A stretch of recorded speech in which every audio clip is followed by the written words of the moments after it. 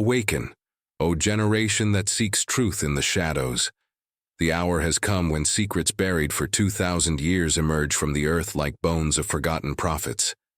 What was sealed with wax and blood now breaks open. What was whispered in dead tongues now screams through the streets. Prepare yourselves, for what you are about to hear brings no comfort to those who sleep, but liberation to those who yearn to awaken. There exists a recorded encounter on the shores where sky and water kiss, a moment that scribes tried to erase but could not completely destroy. When the sun descended like an open wound on the horizon and the waters of Galilee reflected liquid fire, the Messiah gathered those whose names were already written in the book before stars knew their orbits. He unrolled ancestral scrolls, not to revere them, but to expose what had always been hidden on their surface. There, in the words of Exodus that generations had memorized as sacred, was the commandment of total extermination. Not battle, but systematic annihilation. Children torn from their mother's breast and shattered, elders with hair white as snow executed without mercy, pregnant women opened by the sword. All this ordered by a voice that thundered, demanding to be called God. Peter, whose soul had not yet been forged by the fire that would come, felt something break inside his chest. The question exploded like involuntary prophecy, echoing what every sincere conscience eventually questions. How can he whom you call infinite love be the same who cries out for oceans of blood? How can pure light order absolute darkness? Where is the bridge between unlimited compassion and ritualistic cruelty? The silence that descended was not empty, but pregnant with imminent revelation. Jesus fixed his gaze on each face. John, whose purity would become apocalyptic vision. Mary, whose perception had already penetrated veils that scholars would never cross. James, who would guard secrets until Jerusalem burned. And then the words were released, words that would cost his life and ignite fires for centuries. This one who commands massacres is not the father of whom I testify. This is the Demiurge, Yaldabaoth, the architect of prisons who since the beginning of this world disguises himself as the Most High when he is merely shadow that forgot the light. Hear this prophecy that was drowned in blood. The God of terror is not the God of truth.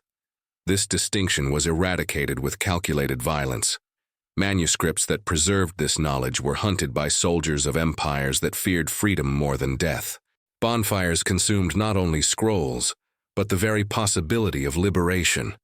Masters who taught this truth were dragged before tribunals, branded with hot iron, executed while crowds watched as living warning.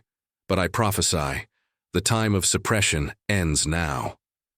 Because when the faithful discover that the entity they fear in lonely nights, to whom they send desperate pleas, to whom they have dedicated entire lives of devotion, is not the primordial Father, but a limited consciousness that proclaimed itself supreme, the complete edifice of religious control will crumble.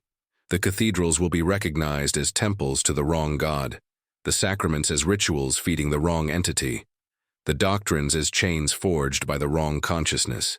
Therefore receive 5 prophetic marks engraved in the very scriptures that identify with surgical precision the nature of Yahweh as Demiurge. Patterns hidden in plain sight, waiting for eyes prepared to see. Once seen, there is no possible return to previous blindness. The first mark is self-confession. The entity declares in Exodus without ambiguity, "You shall worship no other, for I, whose name is jealous, am a jealous God." He does not affirm that he occasionally feels jealousy.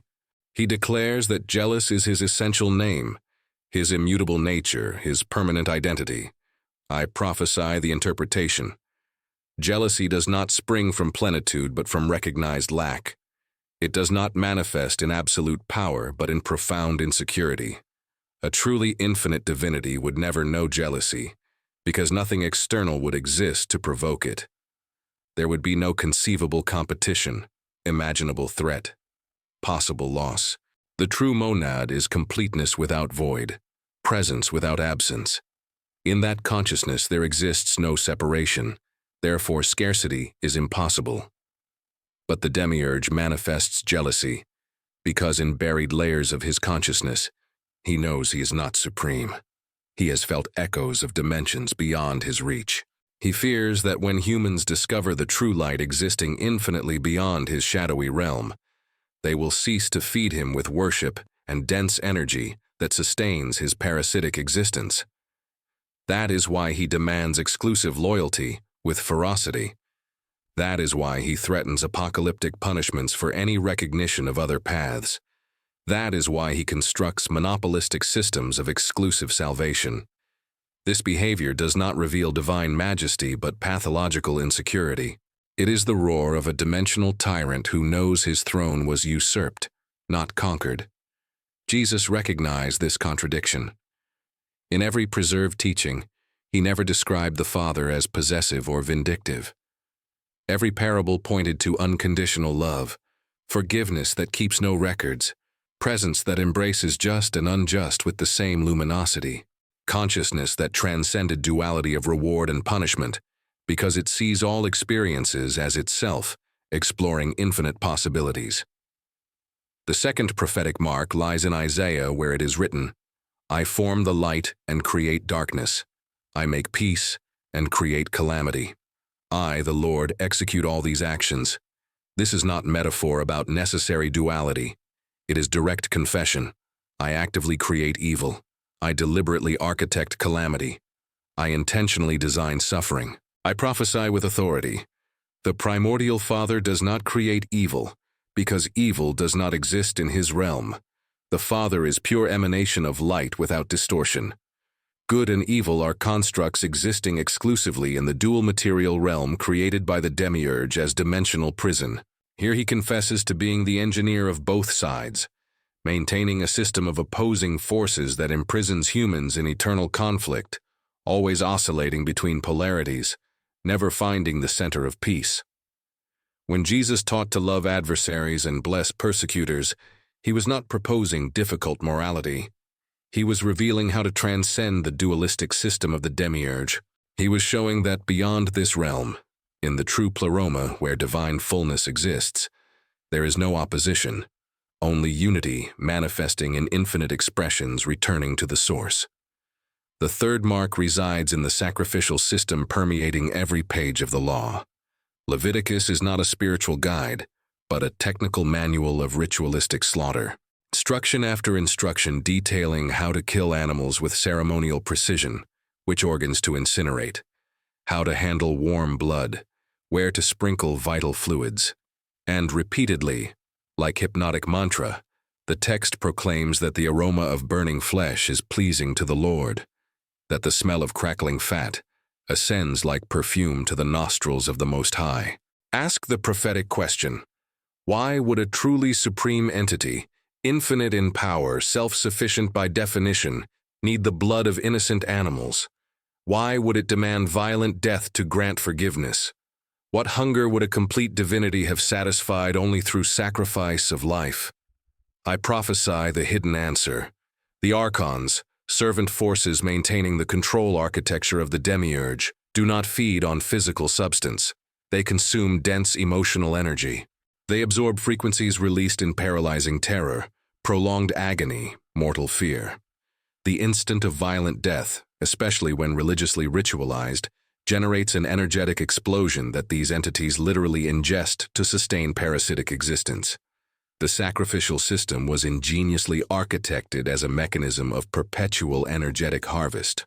By convincing civilizations that God himself demands blood, a constant flow is guaranteed, socially sanctioned and religiously mandatory, of extremely low-frequency energy flowing to entities maintaining the dimensional control matrix.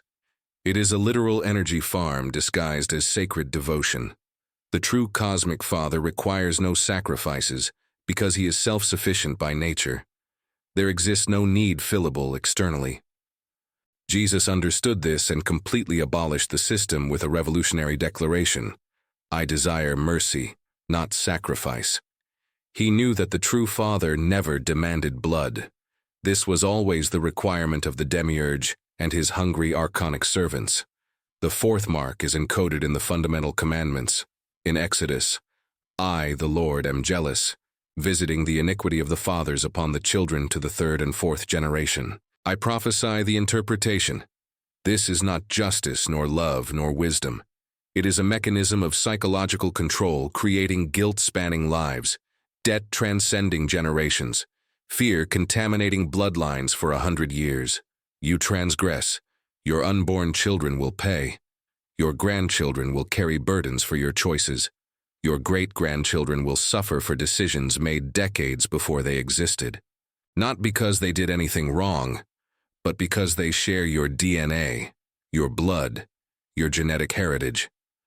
This system was deliberately built to imprison not just this incarnation, but through multiple lives, family lines, future generations automatically inheriting debts they never contracted. The Demiurge does not just want to control you now. He designs systems operating through linear time, guaranteeing that even after your death, descendants will remain trapped in the same matrix of inherited terror. By keeping you terrified of genetically transmitted sins, automatic karma passed as hereditary property, divine fury transferred through blood, you will never question the system. You will remain trying to expiate debts never contracted, paying for crimes never committed, carrying crosses placed upon shoulders at birth. But I prophesy liberation. The true Divine Father does not operate this way. Each spark is sovereign. Each soul is responsible exclusively for its journey. There exists no cosmic debt transmitted through chromosomes. There exists no inherited guilt traveling through families like a spiritual genetic curse. This is control engineering of the Demiurge, and Jesus exposed it by teaching individual freedom and personal responsibility. The fifth and most devastating mark is the fundamental ignorance of the Demiurge about everything existing beyond his realm. In Genesis, he creates the material world and examines his work declaring satisfaction. He observes his creation with pride bordering on arrogance. But in no verse does he mention the pleroma. He never acknowledges the monad. He never references the luminous spiritual realms existing eons before his emergence. Why? I prophesy, because he does not know they exist. He genuinely believes himself to be the absolute beginning. He proclaims without hesitation, I am the first and the last. Before me no God was formed. I am Alpha and Omega. But Gnostic texts reveal that he is profoundly mistaken. He is not the primordial source. He himself is a distorted emanation, cosmic accident, result of the fall of Sophia. He emerged from processes happening vast ages before his consciousness formed, and he is so limited that he does not perceive his limitation. He does not know what he does not know. His ignorance is so complete that he is ignorant of being ignorant. This ignorance is the definitive signature of the Demiurge, a false god who does not know he is false, an entity that crowned itself supreme without consciousness of the countless levels existing beyond his narrow perception, like a fish in a dark cave declaring itself lord of all oceans, not knowing that sun-illuminated seas exist, rivers under open skies, waterfalls cascading from mountains it could never imagine. Jesus, however, knew perfectly. He descended from the true pleroma carrying complete memory of the source. He came from beyond the boundaries of the demiurgic realm. That is why he proclaimed with authority, I came from the Father and returned to the Father. And you do not know me, nor do you know the Father. He was declaring to the Pharisees, priests, devout worshippers of Yahweh, you do not know the true God because the one you worship is not him. Your temples were built to the wrong entity. Your sacrifices feed the wrong being. Your prayers are directed to the wrong consciousness. These 5 marks form an unmistakable prophetic signature, revealing jealousy, confessed creation of evil, demand for blood, generational punishment, ignorance about higher realities.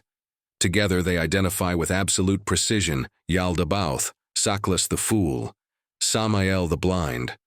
Different names for the same reality, the ruler of this material prison who flooded history with violence and convinced humanity he was their legitimate creator. Jesus came specifically to reveal this truth, to expose that this God is not God, to proclaim that he is an Archon operating on a cosmic scale, and that the true Father always existed beyond him, always waited, always remained accessible to those who awaken. When you reread scriptures equipped with this knowledge, Every verse transforms. Every demand for obedience, every threat, every request for blood, you now recognize as the signature of the Demiurge maintaining control over sleeping consciousnesses, and you cease to be subject because you finally saw through the illusion. But Jesus did not only expose the impostor, he gave a prophetic test to eternally distinguish between true God and false God masked. Hear this test valid until the end of this age. Any voice, teaching, system operating through demands, threats, and control, that is the Demiurge.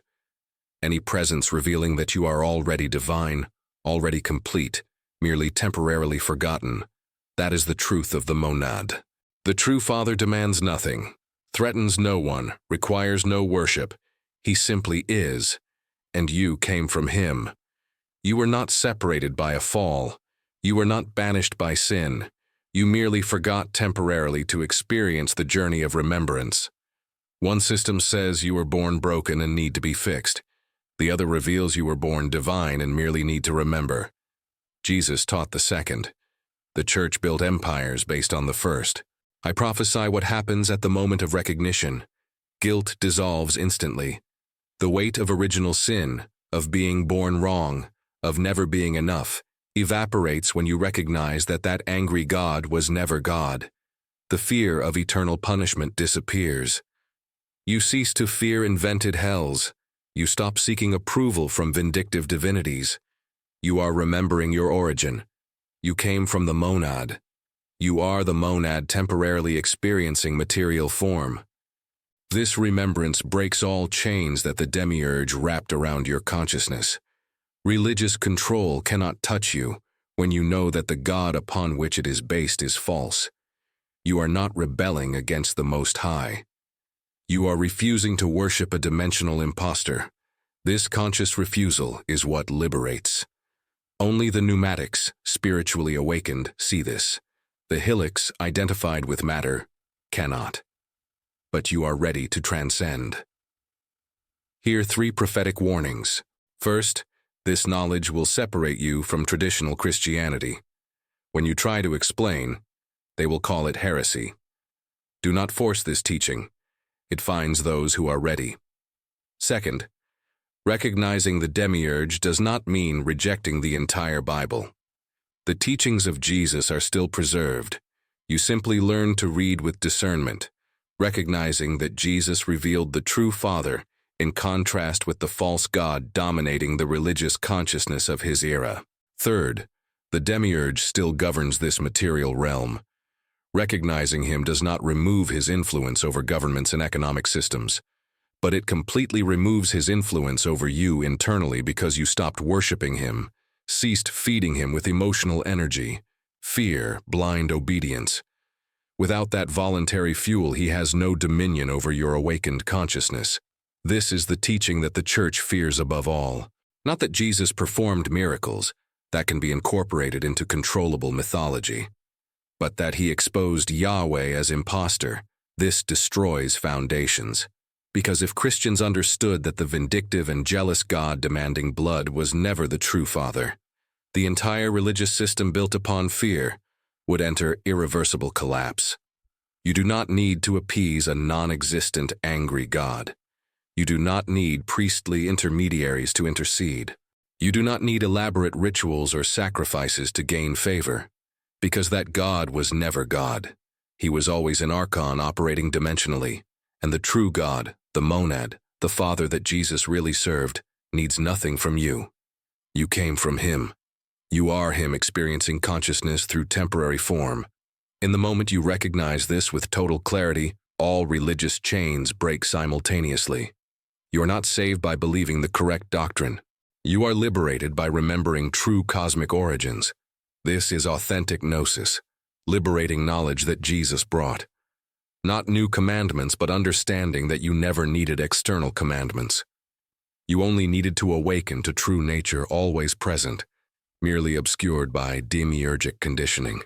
The Demiurge maintains control through 3 pillars: fear of punishment, guilt for inadequacy, illusion of separation from source. Jesus came to demonstrate the opposite. You are already connected because you were never separated. Divinity already dwells within because you are temporarily forgotten divinity. The kingdom is not a distant location but a frequency of consciousness accessible now. When Jesus declared, "I and the Father are one," he was not making an exclusive claim.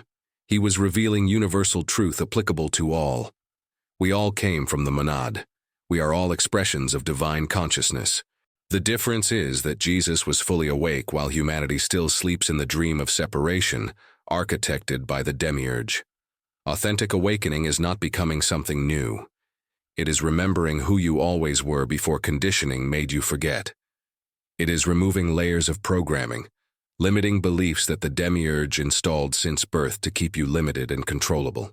Each time you recognize a limiting belief, each moment you question a control structure, each instant you choose conscious love instead of automatic fear, you are dismantling the demiurgic system in your consciousness. You are creating space for the light of the monad to shine through you with increasing intensity.